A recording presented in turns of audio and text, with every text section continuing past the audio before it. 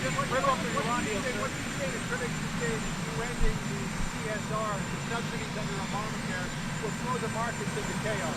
What it's going to do is it's going to be time to negotiate health care that's going to be good for everybody. That money is a subsidy for insurance companies. Take a look at their stocks. Look where they are. They're going through the roof. From past, I don't know about today, but the insurance companies have made a fortune. That money was a subsidy and almost you could say a payoff to insurance companies. And what we have to do is come up with great health care. Now that's what I did partially yesterday. That's going to cover a big segment. But now for the rest, we have to come up with great, whether it's going to be block grants or something else. And we just about have the votes. Now, if the Democrats were smart, what they do is come and negotiate something where people could really get the kind of health care that they deserve, being citizens of our great country.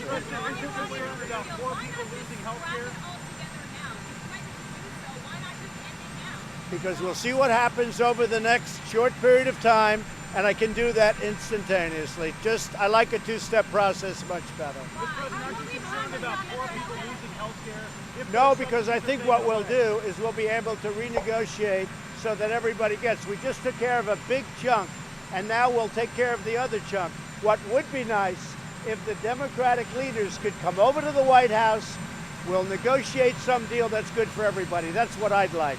But they're always a block vote against everything. They're like obstructionists. If they came over, maybe we could make a deal. But the subsidy is really a subsidy for the insurance company. That's not going to people. That's making insurance companies rich, John. Well, I may do that. The deal is terrible. So what we've done is, through the certification process, we'll have Congress take a look at it, and I may very well do that. But I like a two-step process much better. John?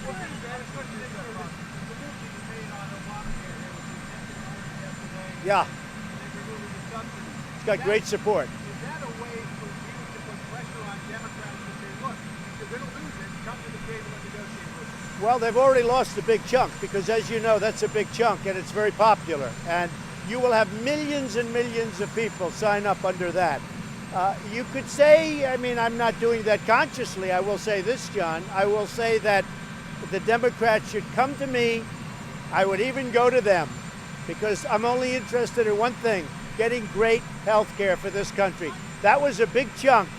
And as far as the subsidy is concerned, I don't want to make the insurance companies rich. If you look at their stock price over the last number of years, take a look at what's happened with those insurance companies. They're making a fortune by getting that kind of money, yes.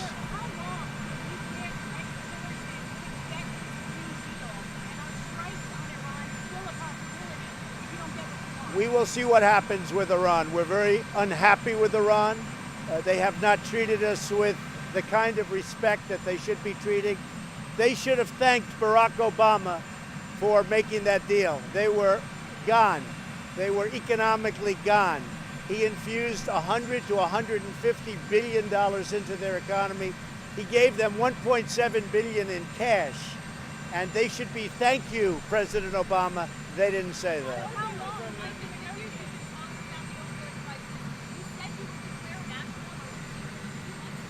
So we're studying national emergency right now. Believe it or not, doing national emergency, as you understand, is a very big statement. We will be doing that.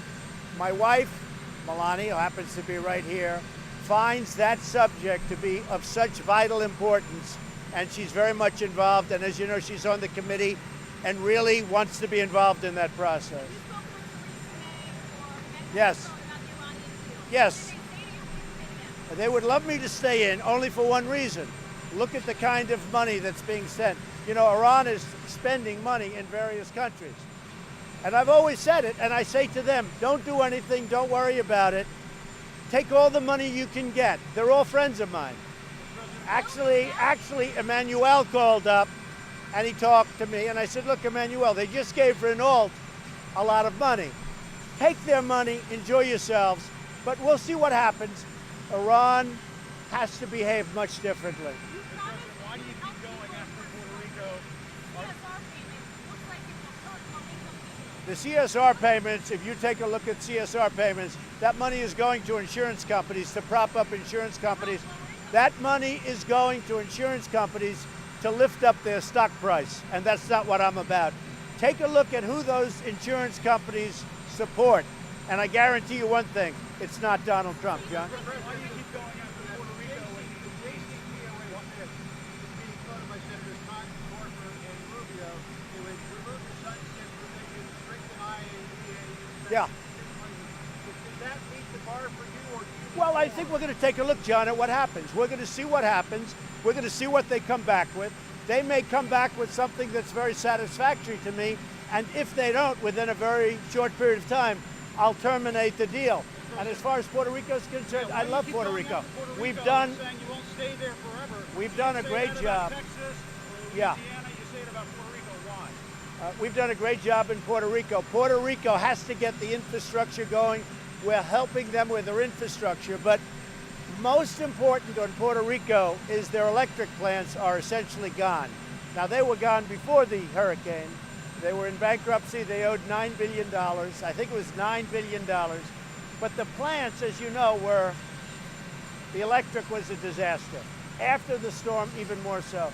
We have to help them get the plants rebuilt. That's a long-term project, unfortunately, but we have to help them. But I love the people of Puerto Rico, and we're going to help them. On Puerto Rico, Mr. President, you want to make sure that there remains a very bright line between hurricane relief and debt relief? Well, you have to watch it. You can't say there was a hurricane and now we're going to spend X dollars. And we also have to do something with all the money that's been invested, mostly private. The government's going to have to come before that money because the government's going to want security. They're going to have to come before that money. And I'm sure we'll be able to work that out. But the Puerto Rican people have tremendous spirit. When I was there and I looked at the way that what they have to go through, but they had a lot of problems. We're going to help them straighten it out. Are you going against your own people? John.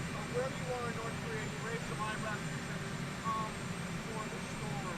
What's next in North Korea? We're going to see what happens with North Korea. That's all I can say. We're going to see what happens. We're totally prepared for numerous things. We are going to see what happens with North Korea. I will say, look, if something can happen where we negotiate, I'm always open to that. But if it's going to be something other than negotiation, believe me, we are ready, more so than we have ever been. Thank you very much. Thank you. Thank you.